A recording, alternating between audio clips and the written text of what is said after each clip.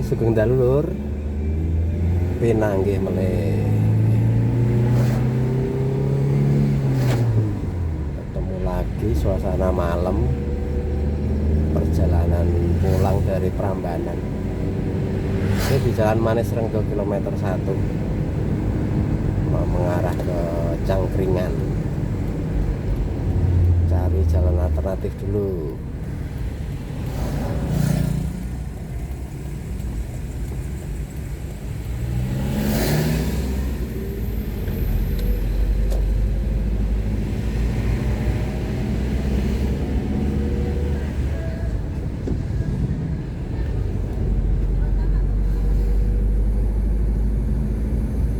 Ya, kehidupan di kampung sepi kalau sudah malam, apalagi ini sudah, kalau orang Jawa itu bilangnya musim bediding.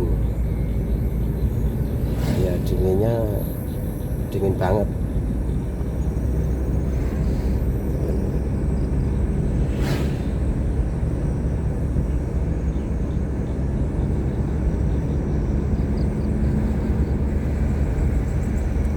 Daerah Prambanan yang banyak situs purbakala.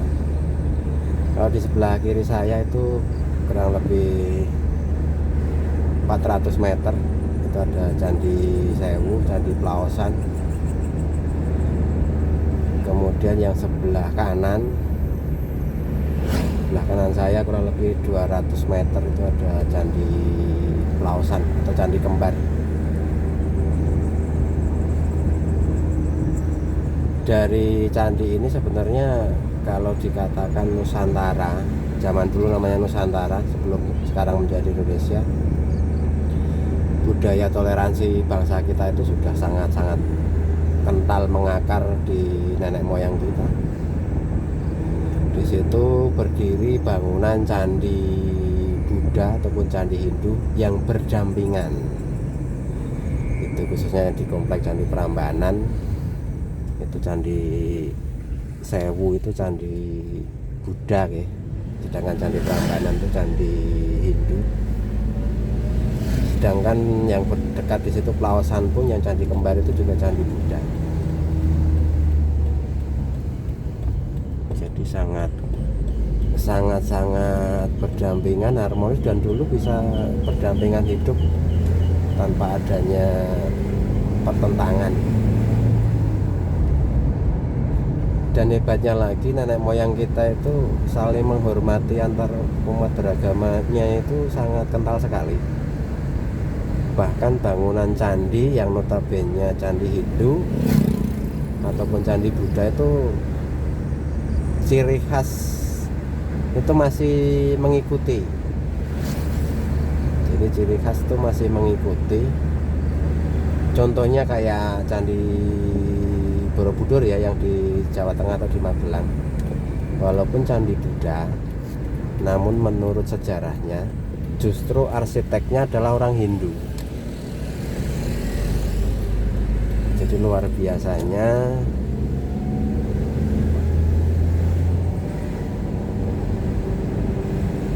sehingga ciri khas, makanya kenapa ketika ketika kebudayaan atau agama Islam masuk ke tanah Jawa, yang notabene khususnya Jawa itu di bawah Wali Songo, itu untuk budaya tidak pernah ditinggalkan. Bahkan contoh kayak Masjid Kudus, itu bangunan masjidnya juga tidak meninggalkan budaya atau kearifan lokal. Bahkan nama-nama pun tokoh ulama, kalau yang sekarang orang menyebutnya ulama, ustadz. Kalau zaman nenek moyang kita sebutannya kiai, nyai.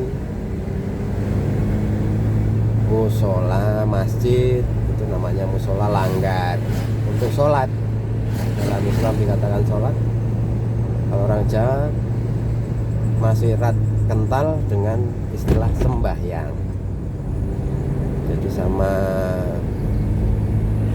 tujuannya tidak meninggalkan budaya. Istilahnya Arab diruat, Jawa pun tidak ditinggalkan. hebat ya orang tua atau leluhur kita, ternyata pemikirannya juga sangat maju. Justru yang kita heran atau saya heran untuk generasi sekarang itu begitu mudahnya terkotak-kotak. Apakah karena saking mudahnya informasi, saking mudahnya yang dikatakan keterbukaan, justru malah seolah-olah pengen menonjolkan satu golongan tertentu yang justru kalau dimaknai seutuhnya secara agama itu sendiri, malah pelaksananya itu terkadang malah melenceng dari ajarannya sendiri, yang harusnya itu membawa kedamaian, membawa kenyamanan, namun terkadang malah pertentangan yang muncul, tidak hanya antar umat beragama, bahkan sesamanya. Heran kan, sesamanya aja beda pendapat, saling menyalahkan, bahkan saling mengkafirkan loh. Seolah-olah surga itu kayak perumahan di kapling-kapling, hanya golongan ini yang boleh masuk sana gitu ya. Tidak pengen terlalu dalam permasalahan keyakinan, karena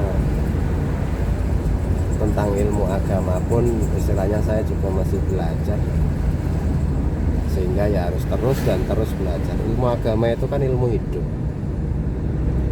Agama itu kan ageman itu baju, sehingga kita memantaskan, namun juga koridor aturan itu yang sudah tertulis dalam ajaran masing-masing. Dan pada intinya itu saling menyayangi, saling melindungi, saling menenteramkan.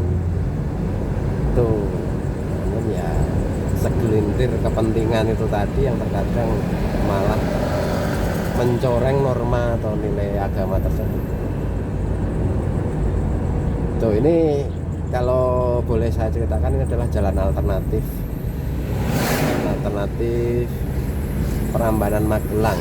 Kalau yang tadi sempat pertigaan itu kalau saya ke kiri itu sampai Bogem, Bong Supit, Bogem terkenalnya dulu, ada Bong Supit.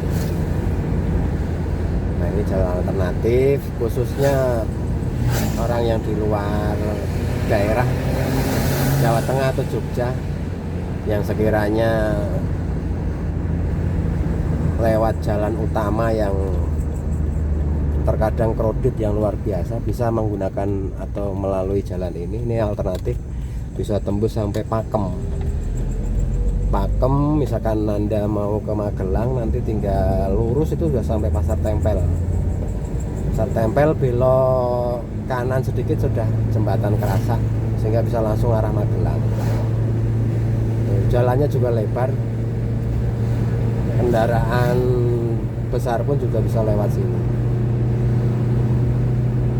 dan jelas bebas lampu merah juga. Namun tetap hati-hati, karena ini juga jalur alternatif atau jalur utama kendaraan muat, utama galian C itu sering lewat sini juga.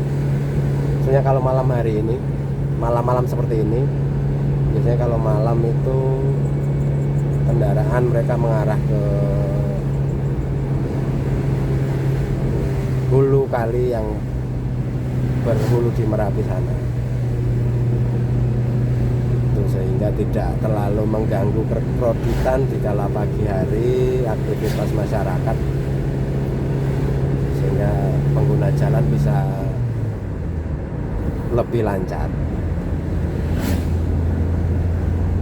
Kalau siang hari ya tentunya alternatif ini digunakan transportasi tidak hanya untuk kegiatan ekonomi masyarakat sekitar, namun juga arus wisata, karena ini juga jalur wisata ya, jalur wisata arah ke Merapi, yang mengarah ke Petilasan Mbah Marijan, kemudian Kali Adem dan sekitarnya. Itu lewat sini lebih nyaman, khususnya untuk kendaraan besar bis yang ukuran besar pun nyaman lewat sini, di samping lewat jalan Kaliurang. Tentunya kalau Anda sekalian dari arah timur Jogja, Solo, Klaten, Jawa Timur dan lain sebagainya, dipersilahkan setelah lampu merah Candi Prambanan itu ambil ke kanan. Manakala tujuan kalian mau ke Merapi, ke Borobudur, saya pastikan akan lebih lancar perjalanan, bisa memangkas waktu 30 sampai 1 jam tergantung kekroditan di Ring Road Jogja, misalnya Ring Road Utara. Itu, dan di samping juga di sana tentunya banyak sekali lampu merah. Tuh, untuk pemudik pun juga tentunya lewat jalur ini sudah sangat familiar. Silakan diklik di Google Map jalan alternatif Magelang Prambanan, pasti akan diarahkannya ke sini. Tuh, sangat mulus jalannya karena juga sangat, nah ini salah satu ada kendaraan besar. Nah ini pengangkut material pasir yang diambil dari Kali Gendol.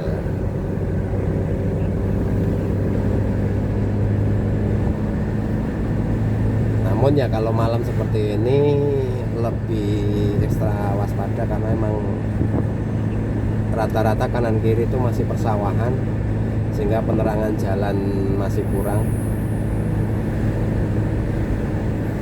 Jadi ekstra hati-hati dan tentunya selalu waspada. Ya, alhamdulillah tuh saat ini saya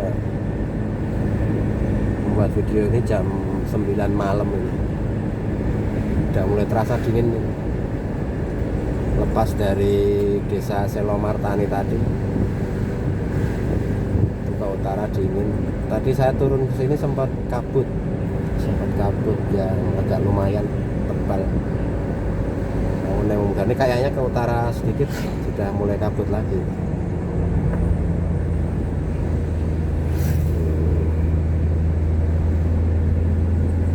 Nah ini kalau posisi ini masuk wilayah Kabupaten Sleman Timur nih, Sleman, mendekati perbatasan Klaten. Perbatasannya itu berupa jalan yang disebut Kikis. Jadi antara Jawa Tengah dan DIY dibatasi jalan Kikis yang kalau mengarah ke utara itu sampai Bukit Kelangon. Nah, itu juga jalur evakuasi. Ini juga sebenarnya jalur evakuasi. Jalur evakuasi ketika terjadi bencana di Merapi. Nah, ini sebentar lagi kita sampai Puskesmas Koroulon. Nah, ini depan 50 meter di depan saya ini pertigaan. Kalau saya ambil kiri itu mengarah ke Kecamatan Ngemplak. Nah, saya ambil lurus. Nah, sebelah kiri persis saya ini Puskesmas Ngemplak. Nah, ini berjalan kurang lebih 100 meter. Ada masjid dan juga di samping Puskesmas persis itu Balai Desa Bimo Matani. Nah, depan persis saya ini, nah itu ada penunjuk arahnya Magelang, Manesrenggo. Jadi penunjuk arahnya sudah sangat jelas ya. Silahkan Anda, nggak mungkin kesasar. Zaman saya ini Google Map kok kesasar. Dan akses baik komunikasi BBM juga sangat mudah di sini. Bahkan sepanjang perjalanan saya dari Prambanan tadi, pom bensin besar itu ada 2. Tadi di Selomartani yang berada di sebelah kanan, atau ini di depan saya 400 meter sebelah kiri ini juga ada pom bensin, sehingga akan sangat mudah untuk mendapatkan bahan bakar di sini.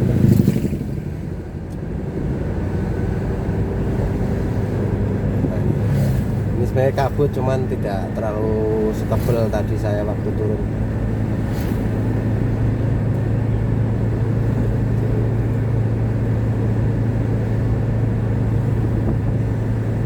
ini sebelah kiri saya pom bensin yang tadi saya sebutkan. Itu saya masih terus lurus, nggak nyampe 500 meter nanti udah pertigaan. Saya akan ambil ke kiri, kalau ke kanan lurus itu yang ke arah ke Cangkringan, yang arah ke Bukit Plangon, kemudian Kecamatan Cangkringan, Kali Adem, itu bisa mengarah ke sana.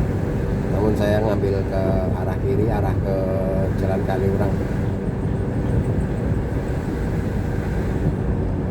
Nah itu penunjuk di depan, belok ke kiri itu arah ke Pakem, kalau ke kanan itu alternatif Magelang. Sebenarnya lewat kiri pun bisa ke arah Magelang, nanti juga ketemunya di sana. Cuman ada baiknya yang Anda bukan orang asli sini, lebih baik ambil yang jalur Magelang yang lebih lebar jalannya. Kalau yang sini lebar sih sebenarnya, cuman kalau nggak hafal karena banyaknya tikungan, banyak jalan ke kampung, tentunya lebih nyaman di jalan yang lebih lebar.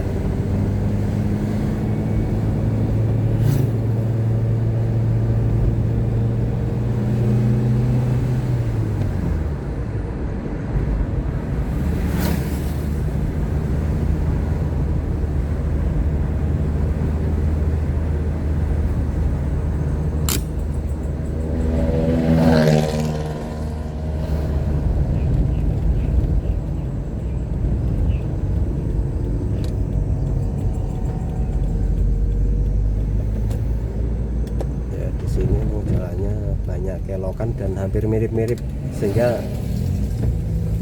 orang yang baru pertama kali di Jogja tuh kenapa kok jalannya tuh pendek-pendek, lampu merah, ya karena saking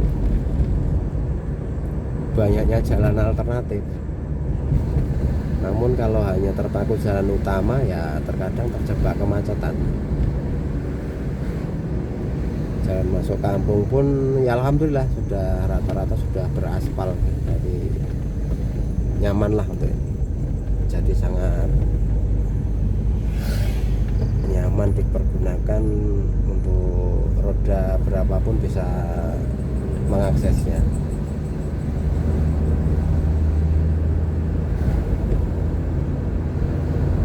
Saya sampai Dusun Balong.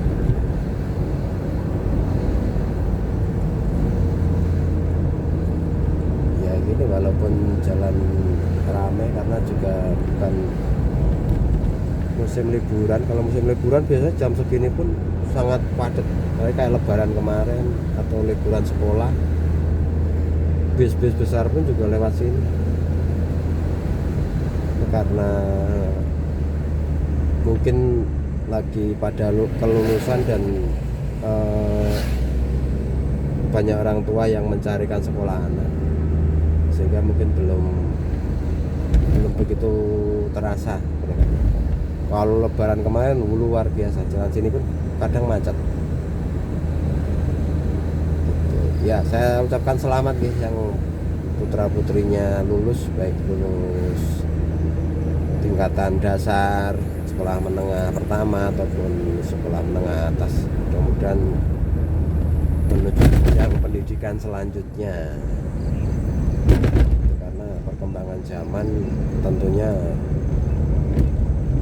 kebutuhan SDM yang berkualitas itu sangat-sangat berperan untuk kemajuan pembangunan ke depan. Nah, terkadang mudahnya sekarang itu anak mendapatkan akses, terkadang merasa sudah lelah belajar.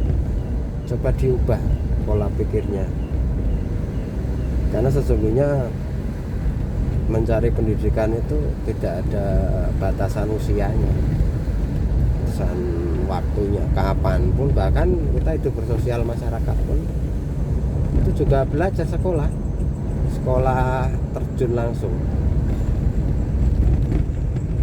Makanya banyak lulusan sarjana atau pendidikan tinggi namun terkadang attitude-nya kurang. Sekolah bermasyarakatnya yang tidak mau menerapkan. Nah, budaya ini harusnya orang semakin berilmu menunduk, namun terkadang di sebagian masyarakat kita itu orang yang berilmu digunakan untuk minteri orang lain. Nah, disayangkannya itu.